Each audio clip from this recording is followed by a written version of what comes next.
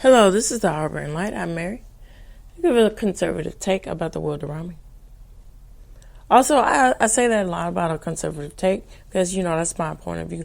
But I also make sure that when I'm talking about things, I delve in from different points of views. So keep that in mind, too. Because, after all, that's how you understand things. Get the full story here. All right, so I'm pretty much on all the different platforms. And also, as I mentioned, I am working on an advertisement to promote my show. And when all of that is sorted out, get all that ready, I will give you all the information of where to see it and hear it. Well, both ways. All right, so the best way to reach out to me, and I greatly appreciate all of you listeners out there. Thank you so much. And all of the feedback is immensely important. So all you got to do is two things. Either email or fill up those comments on YouTube. All right, so, hey, it's February. And that means two things. The month of love or Black History Month. So I am going to fill this month full of love. Because I see that the aspects of the African American history and story is American history. So, and I see that for all different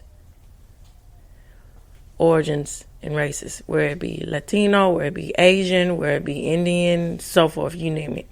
It's American history. So, to box it all up in 1 month, that doesn't really do it justice. I just see it all as history, American history, and so forth. All right, so with that said, I'm going to start out the month of love here by talking about Time After Time by Cyndi Lauper. Here we go.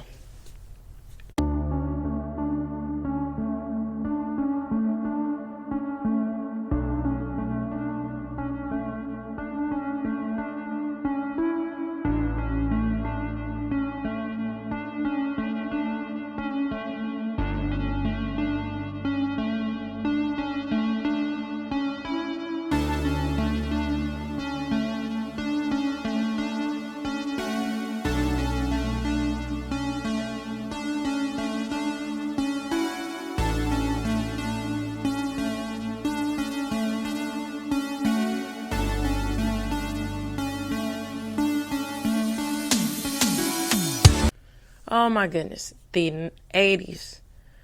Wow, what a magical time for the aspects of love and songs. It is countless examples of different categories just pertaining love in itself. You got unrequited love. Chicago had that tenfold. You got the steamy side of love. Hey, there was so many different artists, from Heart, from hair metal bands, and so forth, from pop, so forth. Even the late and great Miss Whitney Houston, she got on the sultry side, but it was sophisticated with the aspects of I'm saving all my love for you. The 1980s really went in with the aspects of talking about love and relationships. It's quite interesting because I'm trying to, let me see. Yes.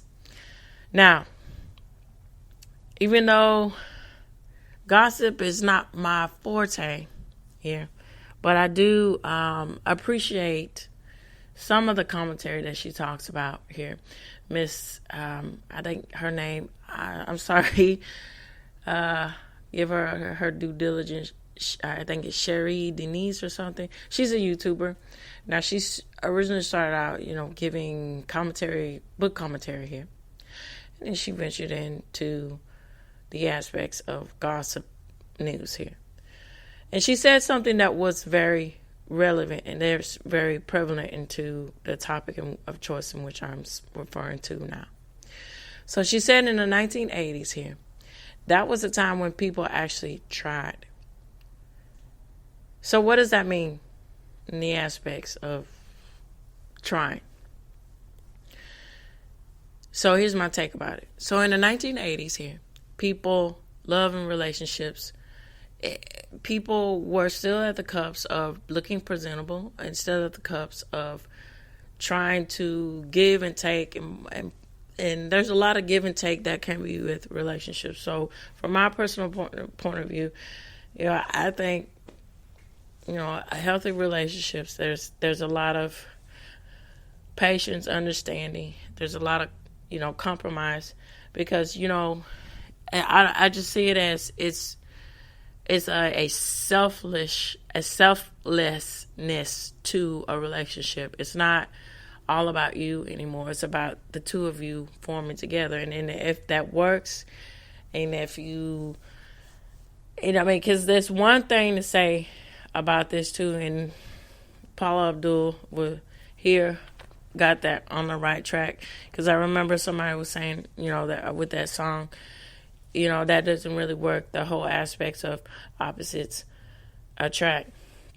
Now, I also find that quite interesting in the aspects of a lot of times, love and songs about love and relationships, especially when we get into cinema and then we get into, let's go back to music, they get that wrong because they like to focus, some of them, but that's probably proving a point of pushing an agenda that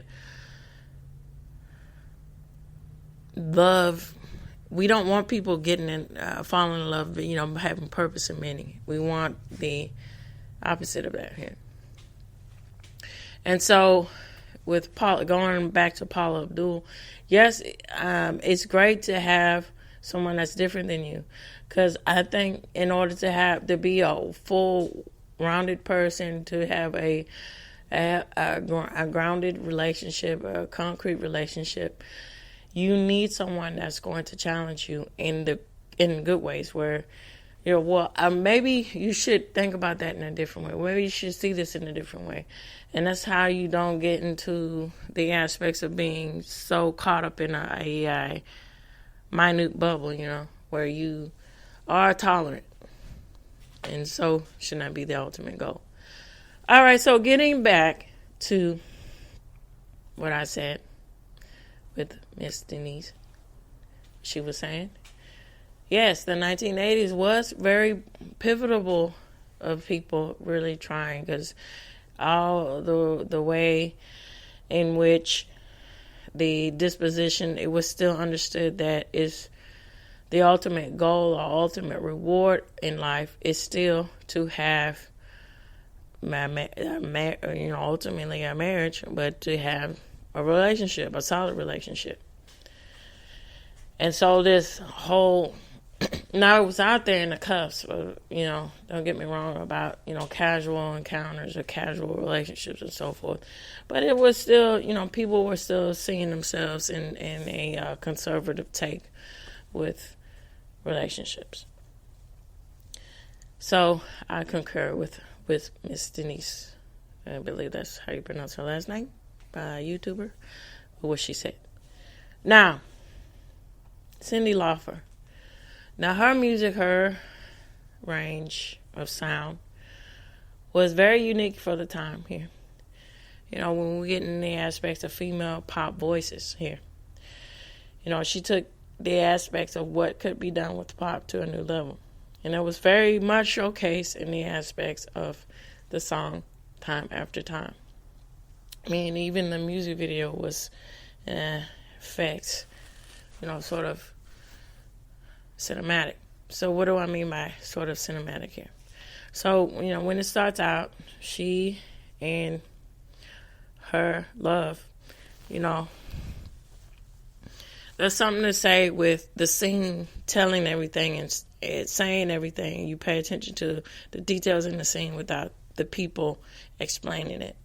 So it's set up where, it's simply set up where they're in a trailer. It's a long shot of them in a small little camper, and then you get them sitting in bed with her and watching an old 1940s movie. Because, again, movies from that era was all about the aspects of the grandiose of love, obstacles of love getting in the way and trying to overcome it, and with the sophistication and class of being wooed and all of these things. And so her looking over at her boyfriend, not understanding her plight, how she feels, misunderstood, because this was, from what I understand, this was supposed to be, this was the album called She's So Unusual. So, it's getting into the more layers, into the depths of the persona that is Cyndi Lauper. Because Cyndi Lauper said this when she was interviewed, and years after. Now, it's unfortunate, it's one of those things, just got to put it out there, that can come with the territory, with the aspects of being, a artist. Not our artists are liberal, but with the aspects of, political structures. What I mean by the aspects of Donald Trump and this whole thing. And the whole reason why I'm saying this is that, Donald Trump was doing his due diligence with the reality TV craze of, giving her more notoriety again, and to look at her in a different light. And then, saying these whole things, oh, Trump is this, he's not this for women. When, I don't know, ma'am. He gave you a voice when you needed it. All right, so moving on here. Now, getting back. So, as I said, when she was interviewed some years later and some time later, she said that when she started out in the industry, she did not delve into typically, what is expected for a pop singer to look like. And so she had to make her own way. And she said, too, that she didn't make it into the music entertainment business until she was in her 30s or so. So it took a long time, And then she wrote a memoir, talking about everything that she experienced and saw, especially when you get into the New York music scene in the 1970s. And so that was, when you get into the aspects of CBGB and all those different waves of sound, we get punk and all kinds of stuff. I bet that was quite interesting. So, this album is in itself very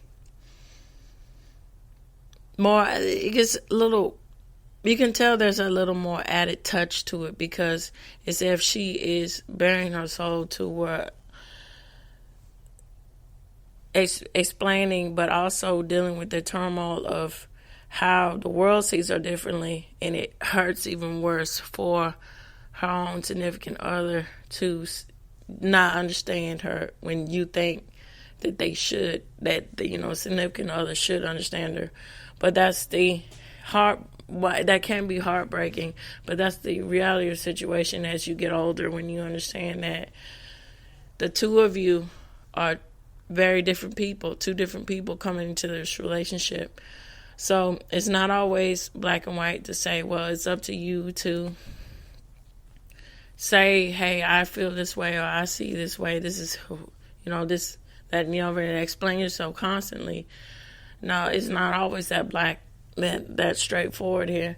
It's just one of those things, too, in the relationship.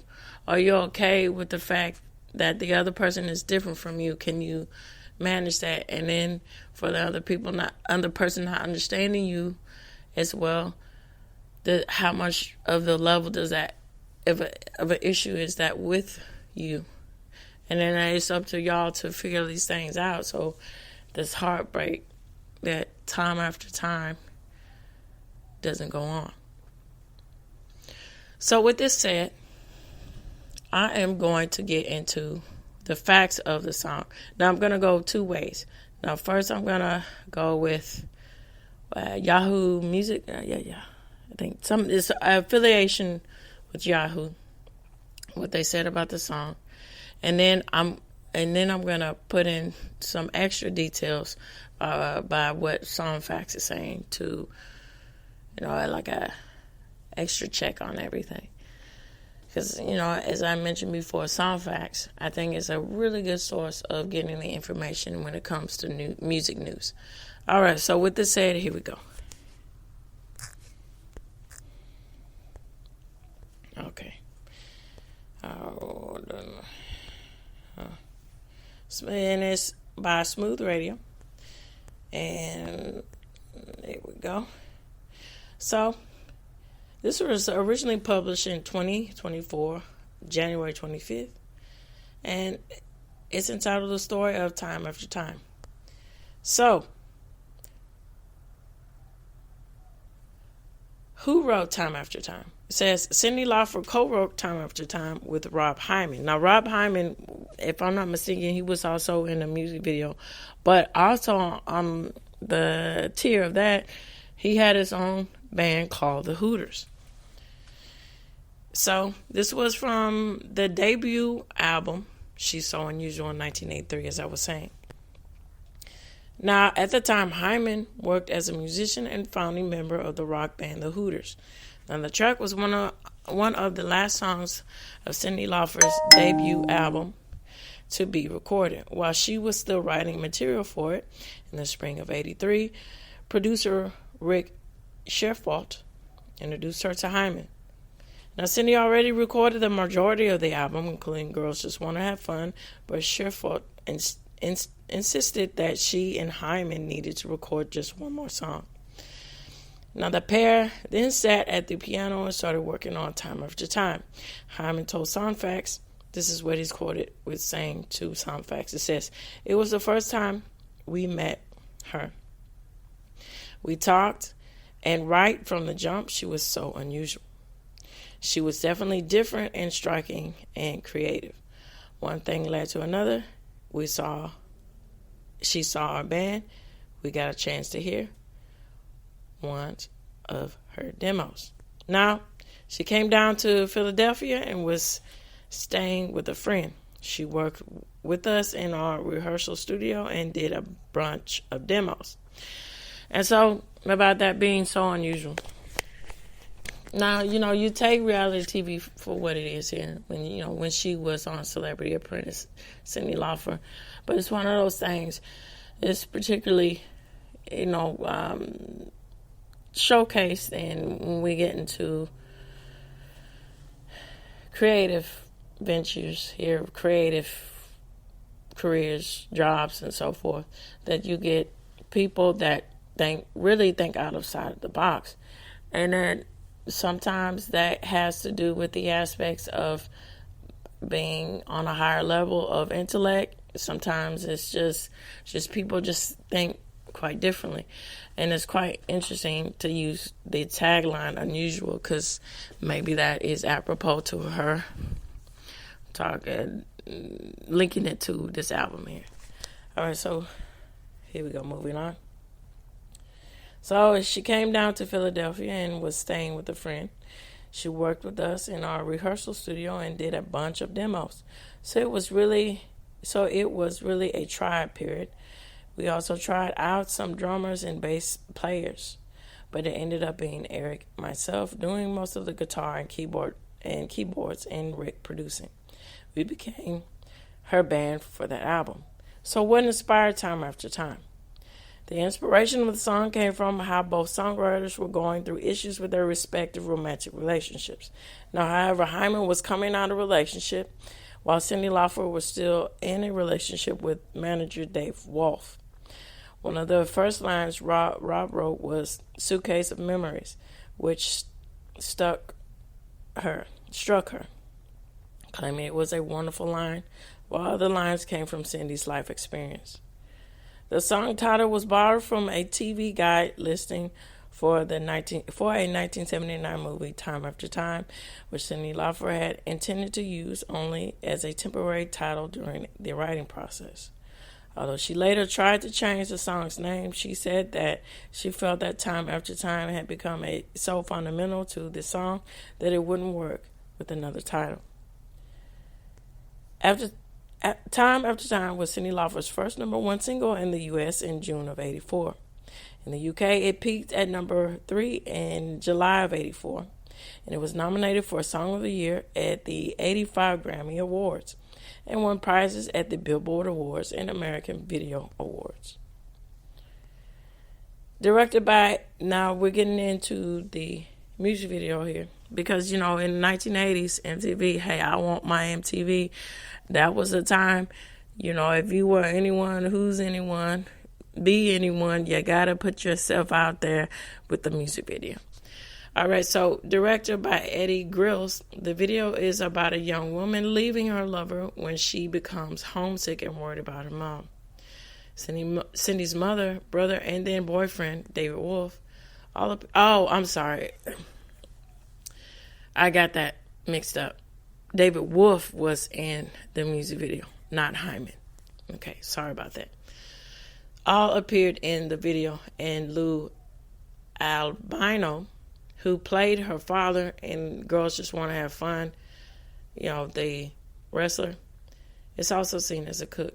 So and it's quite interesting because, Cyndi Lauper was in that, when wrestling was picking up a lot in the 1980s and being more entertainment and so forth. And she was in the cusp of the aspects of female wrestlers and, promoting them and all. And that's quite interesting. That's another story within itself. So, parts of the video were filmed at the now demolished Tom's Diner in Roxbury Township, New Jersey. And, with, again, another inspiration, Tom's Diner with Susan Vega. Nod to that. All right, so, and at the Morristown train station. The clips were also shot in front of Betty's department store in Wharton, New Jersey. Cyndi Lauper said, "It was important to me that we were natural and human in the video.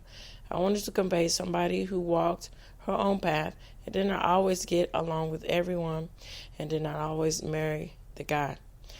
The video sees Cyndi Lauper watching the 1936 film, The Garden of Allah.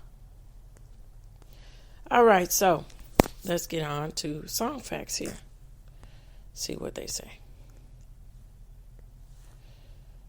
All right, so as I said, this one's from the title album, She's So Unusual. So, all right, so we're going to get into more specifics about what I mentioned on earlier about the title and everything. Starting out with that. So, Cyndi Lauper wrote this highly emotional song with Rob Hyman of the Hooters, who also sang backup on the track. She came up with the title when she saw it in the magazine TV Guide. Now, Time After Time is the name of a 1979 science fiction movie starring Malcolm McDowell and H.G. Wells. As H.G. Wells, whose time machine is stolen by Jack the Ripper, who uses it to travel from 1893 to 1979. Wells follows him into the future and goes on a quest to stop him from killing. Rob Hyman told Soundfacts, "When we saw Time After Time, something clicked. She said, I think I have a title." Now, once the title was in place, they set about writing the song. Hyman explained, "I was sitting at the piano and just started banging out what would eventually be the chorus hook. And the way we sing it almost had like a reggae feel. It was a little bouncier and a little more upbeat. We started getting off with that chorus, and then the verse melody started to appear. It is deceptively a simple song, on the surface, because it takes a lot of, to really craft a song get to our masses interested in it, it takes a lot of hard work. The verse are just a little repetitive 3-note motif and almost like a nursery rhyme, a very simple song. Then we started to realize that we were onto something. The mood of the lyrics came from both of us. I think Cyndi came in and really started the lyric flow. And then all of a sudden we realized it wasn't such a bouncy song, but it was a little more bittersweet and a little deeper in its feeling and a little more poignant. So the music started to change. We wrote a little bridge section, and I think the last thing we really wrote was a chorus. We had time after time, and we just had to get to the words that would surround it. So Lauper and our co-writer, Rob Hyman, both drew on their own intimate relationships with the lyrics. It was the first song they wrote together. They did not know each other very well. Excuse me.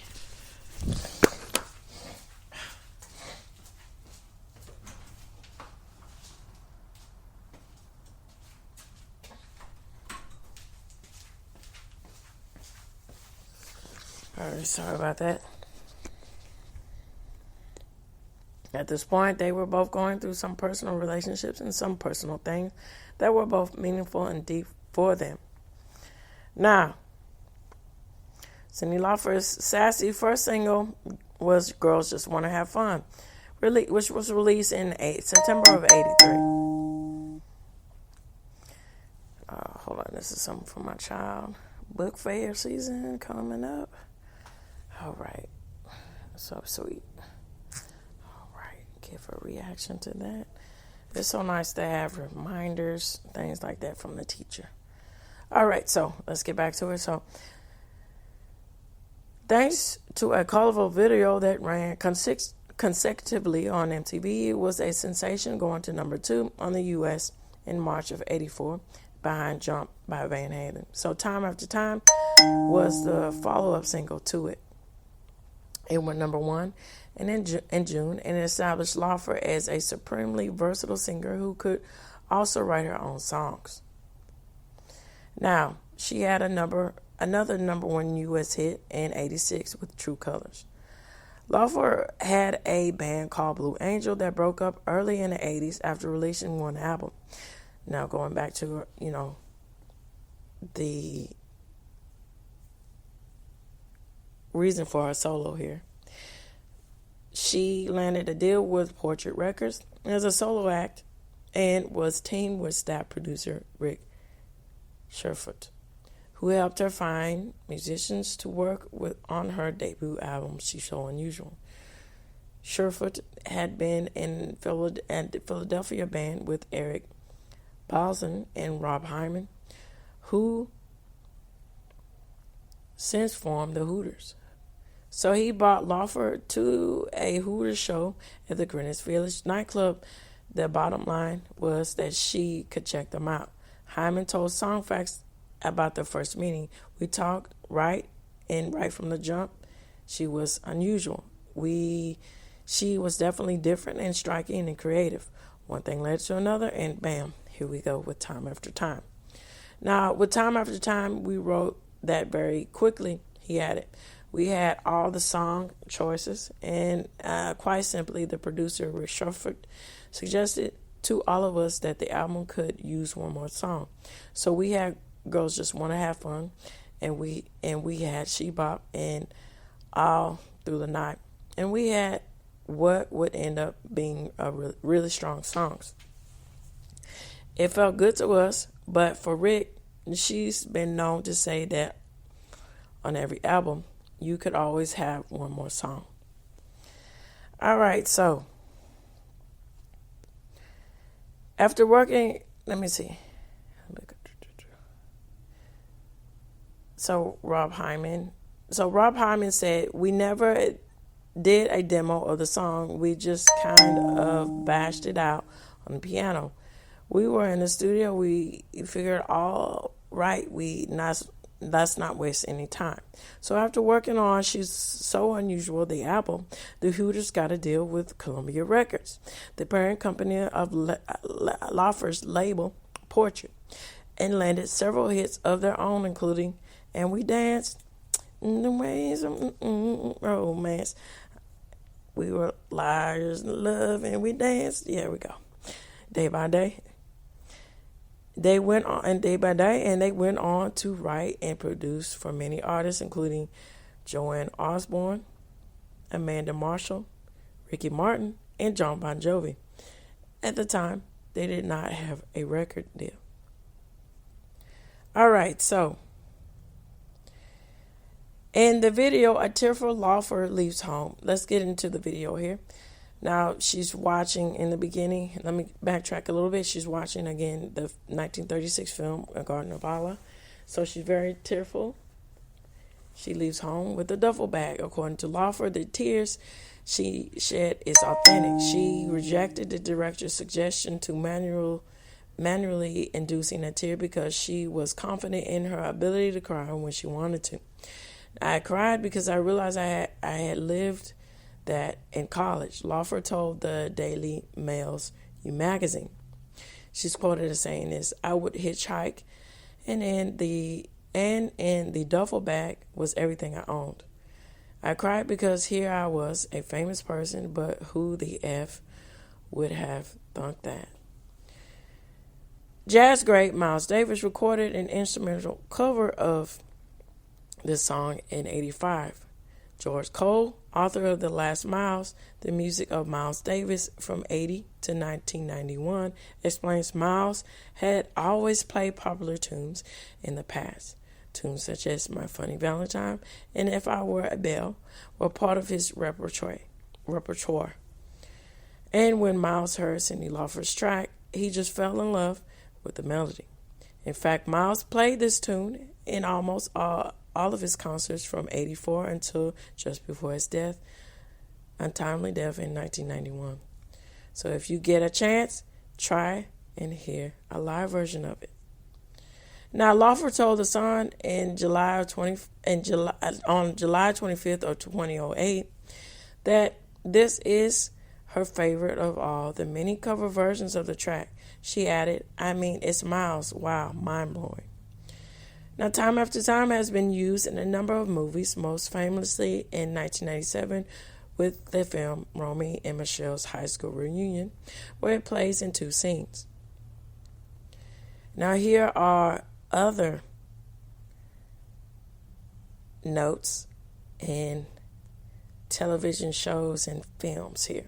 So, The Adam Project in 2022, Zoe's Extraordinary Christmas in 2021, Where You Go, Bernadette in 2019, Marriage in 2018, This Is Where I Leave You in 2014, Nebraska in 2013, Good Deeds in 2012, Up in the Air in 2009, Tucker Must Die in 2006, Irresistible in 2006, Napoleon Dynamite, of course, 2004, Clock Stoppers, 2002, Strictly Ballroom in 1992.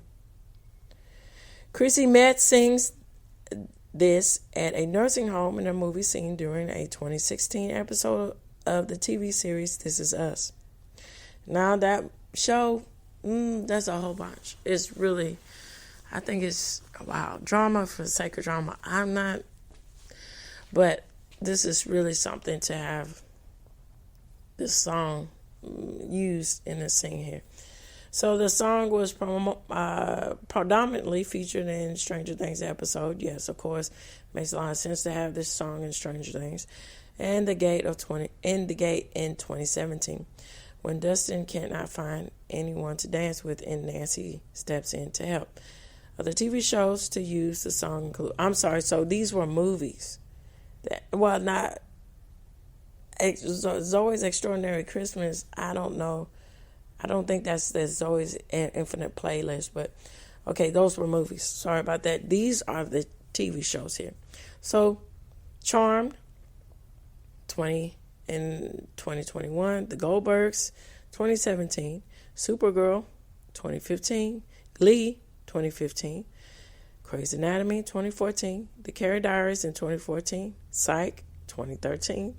Parks and Rec, of course, 2013. Shameless, 2012. House, 2009. Ugly Betty, 2009. And that Faye Betty, which is the Colombian version of which Ugly Betty is inspired from, I would suggest check that out. It's really good. If y'all, it has titles, for it, for those who don't understand or speak Spanish, but it's really good. But it's one of those things. All right, about American spinoffs and taken from the source. So The Simpsons, 2006. Veronica Mars, 2005, and then Party of Five, 1996. So Lauper crossed paths with the storied Yale University of a cappella group with the Wonderful Poofs when she was in New Haven to perform at Toad's Place in 1989. She had a meal at a private club for Yales and called Maury's where the Poofs were performing. So in her repertoire, as Time After Time, and when they sung it, Lauper was so impressed, she had joined them on stage to perform it the following night in the legendary Todd's Place. Now,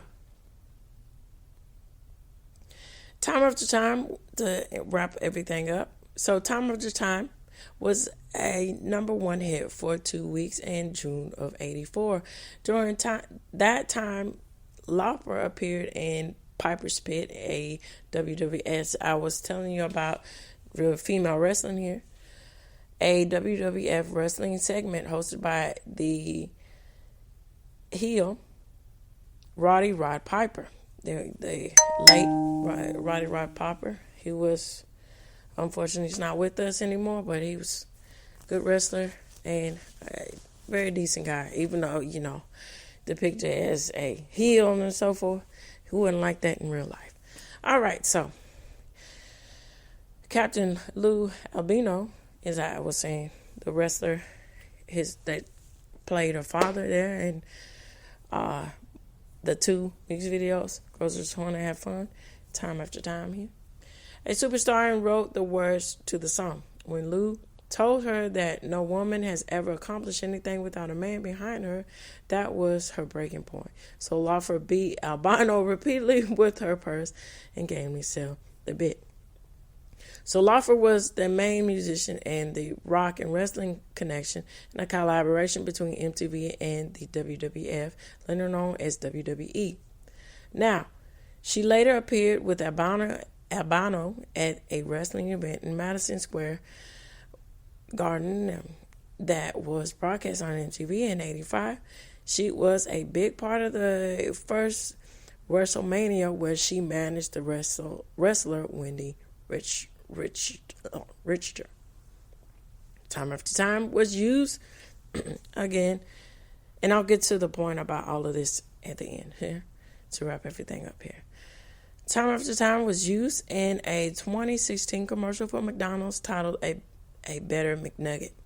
In the spot, the scene is split between a boy from a generation earlier on the left passing items into a girl in modern times on the right. So in the end, we learned that he is her father.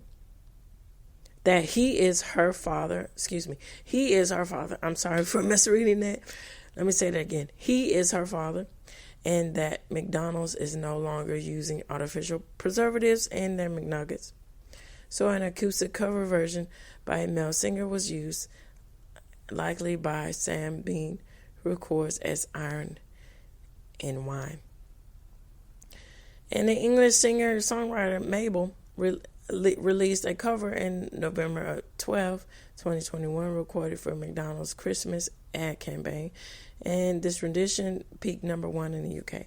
So, to wrap everything up, Cyndi Lauper and herself and her aspects of this, her image, and then her aspects about love. Well, first, her image. See, she was she went in that, and she was strategic in aspects of redefining the image of what female pop singers can do, and redefining the image of what it means to be an entertainer, and then changing the forefront about the aspects of that height, bringing MTV to new heights, and then also with the aspects of bringing wrestling to new entertainment heights. Now, relating that to love and relationships, she also was very cinematic and entertaining in aspects of exploring the delicate depths of what it means to be in an unfinished relationship, or what it means to try to figure out your disposition about relationships and about romantic relationships, and how to meld it together and decide where you want to be, if you want to continue to be in this relationship or not, or be alone. And it was really creative, I think, in the way in which she did that. And so it makes a whole lot of sense for this song to be used so many times in so many different situations, because it relates into a lot of examples about different tiers of love. And that's not always romantic, but it just makes a whole lot of sense why this song is so renowned. So I would like to know what you all think. Feel free to reach out to me. And as I said in the beginning of the show, 2 ways: email and YouTube. So this reaches the end of the Harboring Light. Tune in, turn up, and absolutely take care out there. Bye-bye for now.